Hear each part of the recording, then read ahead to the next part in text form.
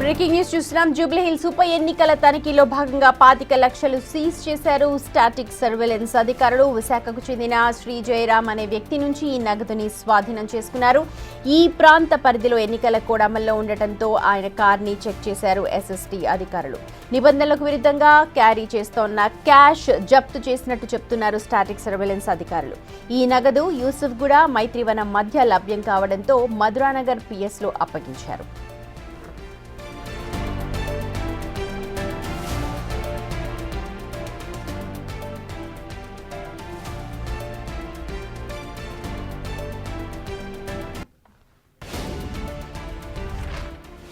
Right, Jubilee Hills ఉప ఎన్నికల notification వెలువడిన నేపథ్యంలో ఇప్పుడు అక్కడ ఎన్నికల నోటిఫికేషన్ కారణంగా మొత్తం కూడా పోలీసుల ఆధీనంలోనే ఉంటుంది. కాబట్టి ఇందులో భాగంగానే రెగ్యులర్గా తనిఖీలు కూడా చేస్తూ ఉంటారు. అందులో స్టాటిక్ సర్వేలెన్స్ అధికారులు ఇవాళ ఒక 25 లక్షల్ని సీజ్ చేశారు.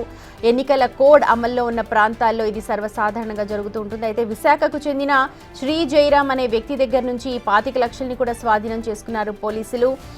ప్రస్తుతం ఆయన కార్ని చెక్ చేసిన ఎస్ఎస్టీ అధికారులు అందులో 25 లక్షలు ఉన్నట్టు గుర్తించారు. నిబంధనలకు విరుద్ధంగా అక్కడ క్యాష్ని క్యారీ చేస్తున్నట్టు గుర్తించిన అధికారులు ఈ నగదుని యూసుఫ్గూడ మైత్రివనం మధ్య లభించింది కాబట్టి ఇప్పుడు మధురానగర్ పిఎస్లో ఆ నగదుని అలాగే కార్ని కూడా అప్పగించినట్టుగా మనకు తెలుస్తోంది.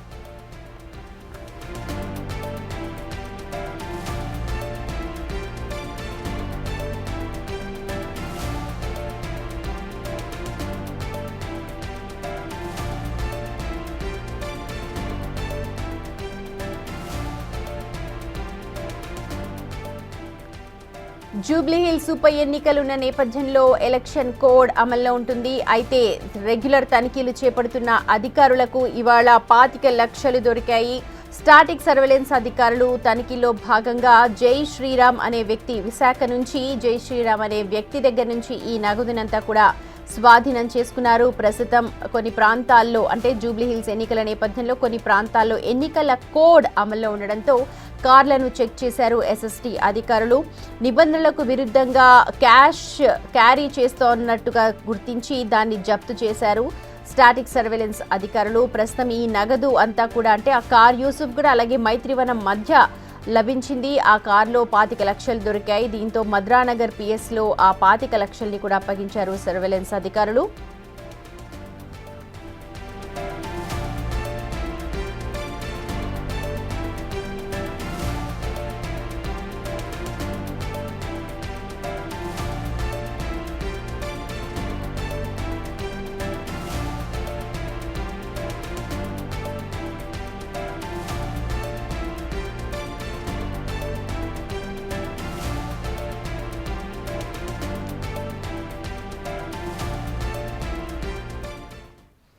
రైట్, మా ప్రతినిధి పాపన్న ఉన్నారు అప్డేట్స్ అందించడానికి. పాపన్న, విశాఖకు చెందిన జై శ్రీరామ్ అనే వ్యక్తి నుంచి దాదాపు 25 లక్షల్ని సీజ్ చేశారు. దానికి సంబంధించి రసీదులు ఏమైనా చెప్తున్నాడా? ఎందుకు క్యారీ చేస్తున్నాడు అంత డబ్బు ఏమైనా చెప్పాడా?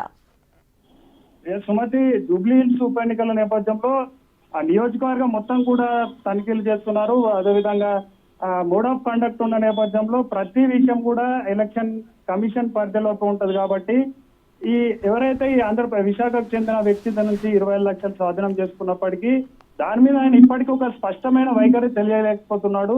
ఈ ఎస్ఎస్టీ పోలీసులు వెంటనే నగదును సీజ్ చేసినప్పటికీ తను ఒక క్లారిటీతో మాత్రం చెప్పలేకపోతున్నాడు సుమతి. ఎందుకంటే తను విశాఖపట్నం అడ్రస్ తో పాటు తన డీటెయిల్స్ అన్ని అక్కడికి చెప్తున్నప్పటికీ ఏదైతే ఆయన కారు ప్రయాణిస్తున్నాడో కారు మాత్రం ఈ తెలంగాణకు సంబంధించింది, హైదరాబాద్ రిజిస్టర్డ్.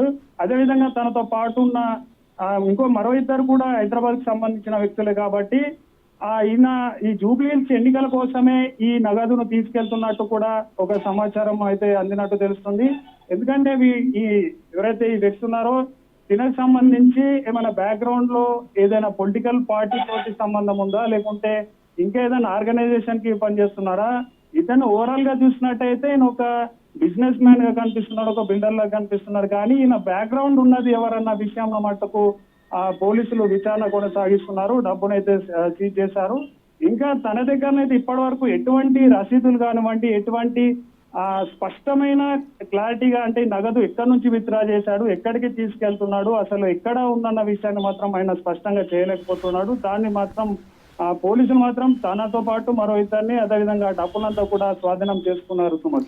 రైట్ పాపన్న, ఎన్నికల కోడ్ అమల్లో ఉంది. జూబ్లీ హిల్స్ ఉప ఎన్నికల నేపథ్యంలో అక్కడ విశాఖ నుంచి వస్తున్న జై శ్రీరామ్ అనే వ్యక్తి నుంచి 25 లక్షలు ఉన్నట్టుగా గుర్తించారు. అయితే సరైన డాక్యుమెంట్, సరైన ప్రూఫ్ చూపించని కారణంగా మధురానగర్ PS లో ఆ నగదునంతా కూడా అప్పగించారు.